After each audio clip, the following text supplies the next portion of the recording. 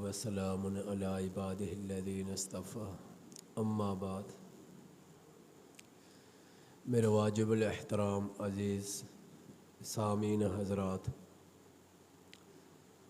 رحمت کا عشرہ گزر چکا ہے اور مغفرت کا عشرہ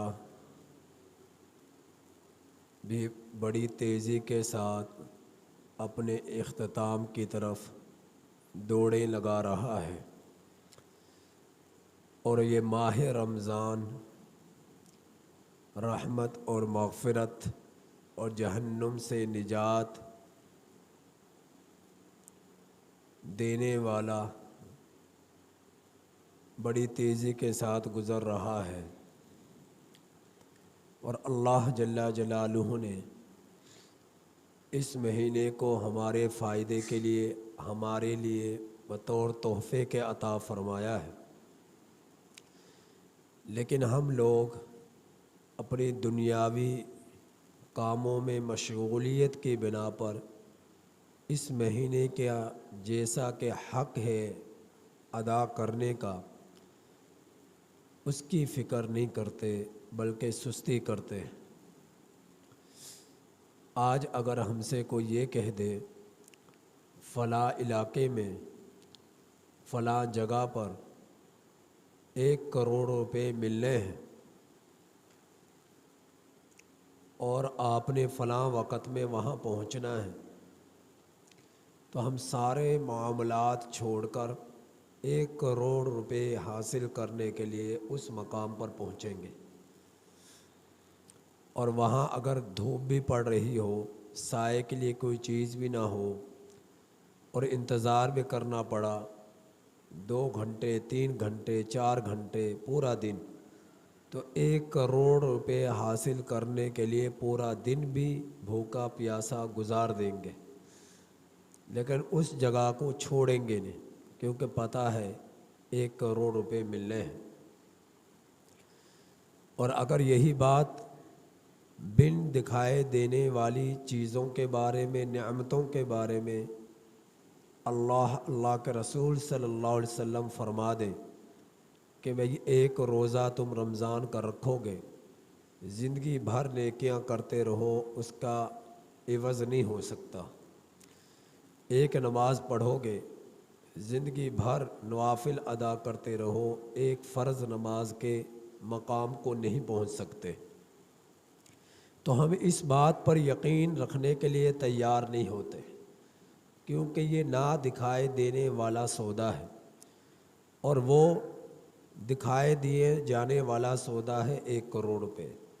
تو 1 کروڑ روپے کی اس قدر تاثیر ہوئی کہ ہم دھوپ اور گرمی کو بھی برداشت کرتے ہیں، انتظار بھی کرتے ہیں، اور آخرت کی اس قدر ناقدری ہوئی کہ ہم لوگ اللہ کے اس مہینے کی قدر نہیں کرتے۔ یہ نیکیوں کی جو مشین ہے، فضائل کی جو فیکٹری ہے، اور درجات میں علویت کا جو ذریعہ ہے، یہ ماہ رمضان، ہم اس کی فکر اور قدر نہیں کرتے۔ حضرت امام اعظم ابو حنیفہ رحمۃ اللہ علیہ کا معمول یہ تھا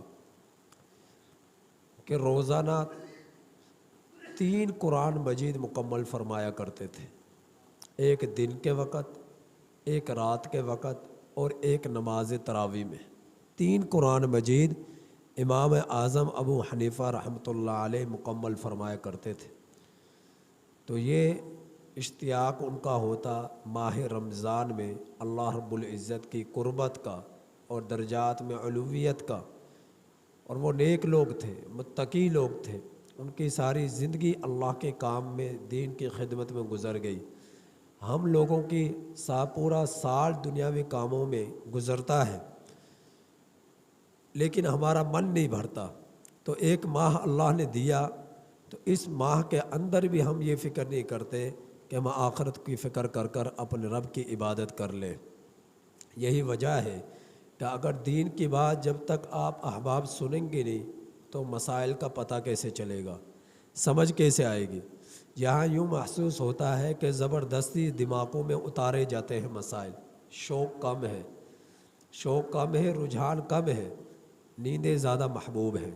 تو لہٰذا دین کی ان مسائل کی، ماہ رمضان کی ہم لوگوں کو قدر کرنی چاہیے۔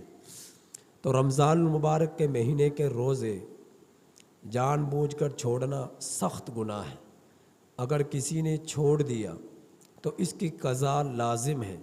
تو قضا کے لیے ماہ رمضان کے علاوہ آپ 11 مہینے جب چاہیں اس کی قضا کر سکتے ہیں۔ رمضان المبارک کا مہینہ آ گیا، آپ قضا کرنا چاہ رہے تھے، تو ماہ رمضان کے جو ادا روزے ہیں انہی کی ادائیگی ہوگی، قضا روزوں کی ادائیگی نہیں ہوگی۔ قضا روزوں کی ادائیگی ماہ رمضان کے علاوہ کسی ماہ کے اندر بھی کرنا چاہیں تو کر سکتے ہیں۔ مثال، اور پھر اس میں لگاتار ان قضا روزوں کی قضا کرنا لازم نہیں ہے۔ مثال کے طور پر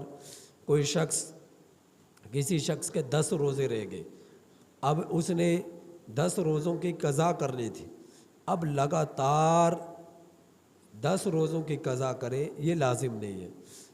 تو اگر چاہے تو لگاتار کر لے، اگر لگاتار نہیں کر سکتا، تسلسل کے ساتھ نہیں کر سکتا، تو پھر ایسا کر لے کہ ایک جیسے آج رکھ لیا، اگلے دن افطار کر لیا، پھر رکھ لیا 5 دن بعد پھر یعنی کہ افطار کر لیا، 10 دن بعد رکھ لیے 2 روزے، اس کے بعد پھر چھوڑ دیے، پھر 5 دن۔